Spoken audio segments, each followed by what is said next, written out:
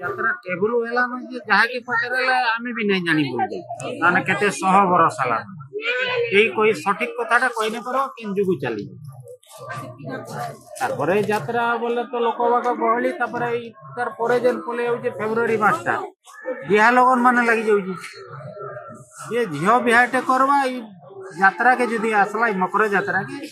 Total सामान साड़ी पटानु तोर बाकसनु गोडरेजनु पलंकनु seal जंता तार बियाघर साजो टोटाल टा इनु से धरि करी पलो ने बहुत बढ़िया लागुचे और सब प्रकार बियाघरिया सामान ने बिक्री होचे तो आखो पाखर सब गार लोक माने आइसन और बहुत भीड़ हेसी ने एटा हमें बेला टाइम के आसी जो टिके भीड़ कम थी बागा बोली आसलु जे इने देखला बोली के हेले भी भीड़ अच्छे बहुत आ जिंस माने भी दाम सब ठीक ठाक रहउचे बहुत इने सस्ता रे मिलसी आ लोक मानकर आध्यात्मिकता बाद बहुत किछि विश्वास আছে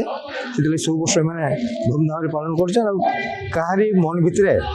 किछि खराब भावना नाइ नै गिरी करछन बोली जिनिसटा हे पड़छि मन बिसी ताकर किछि स्वार्थ नै न बोली करी जिनिसटा वर्तमान सुधा ठीक भाबरे पड़े होछि।